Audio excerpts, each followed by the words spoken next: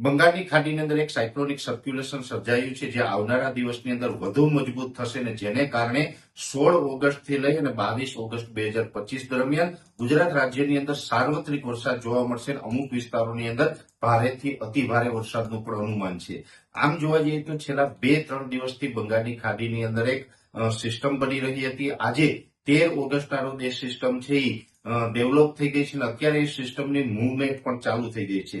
સામાન્ય રીતે અત્યારે જે સિસ્ટમ જોવા જઈએ તો બંગાળની ખાડીમાંથી એ સિસ્ટમ મૂવમેન્ટ કરી અને ઉત્તર પશ્ચિમ દિશા તરફ ગતિ કરી રહી છે અને અત્યારે એ સિસ્ટમનું લોકેશન જે આવી રહ્યું છે તે વિજયવાડા અને વિશાખાપટ્ટનમની વચ્ચે એ સિસ્ટમ છે એ સક્રિય છે અને અત્યારે ધીમે ધીમે એ ઉત્તર પશ્ચિમ દિશા તરફ આગળ વધી રહી છે. એટલે આવનારા દિવસમાં આ સિસ્ટમ છે એ મહારાષ્ટ્રના કાંઠા સુધી આવશે.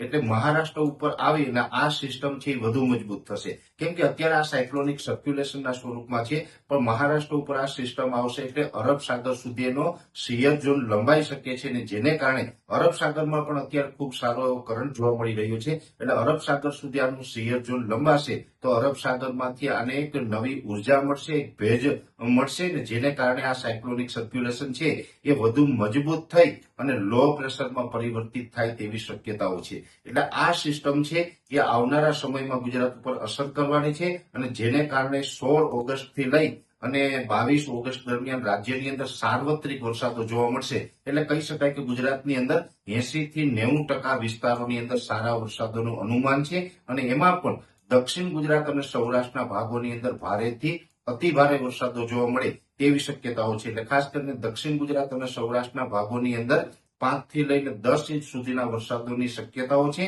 એ સાથે ઉત્તર ગુજરાત અને મધ્ય ગુજરાત જેવા વિસ્તારોની અંદર પણ 3 થી લઈને 6 ઇંચ સુધીના વરસાદો નોંધાય તેવું એક અનુમાન છે. એ સાથે કચ્છ જિલ્લાની અંદર સામાન્ય રીતે જોવા જઈએ તો ચાલુ વર્ષે વરસાદની ખૂબ ઘટ છે, ત્યાં વરસાદનું પરફોર્મન્સ નબળું રહ્યું છે. પણ આ રાઉન્ડની અંદર એટલે કે 16 થી 22 ઓગસ્ટ દરમિયાન કચ્છની અંદર પણ સાર્વત્રિક રીતે સારા વરસાદની શક્યતાઓ છે. ગીર સોમનાથ જિલ્લાની અંદર પણ ભારેથી અતિભારે વરસાદ નોંધાય તેવી શક્યતાઓ છે. એટલે સૌરાષ્ટ્ર અને દક્ષિણ ગુજરાતની અંદર અતિભારે વરસાદ નોંધાશે.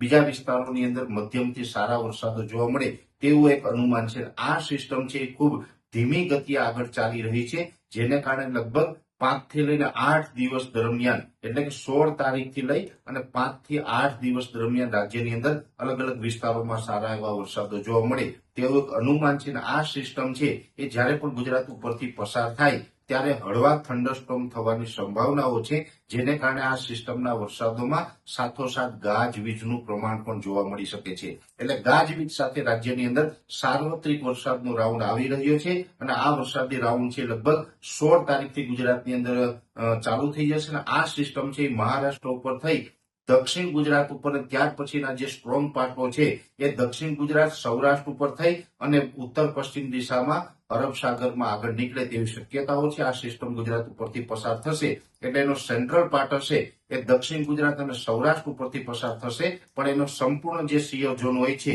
એ દક્ષિણ રાજસ્થાન સુધી જોવા મળશે, જેને કારણે ઉત્તર ગુજરાત હોય, મધ્ય ગુજરાત હોય, કચ્છ હોય કે બીજા અન્ય વિસ્તારો હોય, સાર્વત્રિક ઓલ ઓવર ગુજરાતની અંદર સારા વરસાદોની સંભાવનાઓ છે.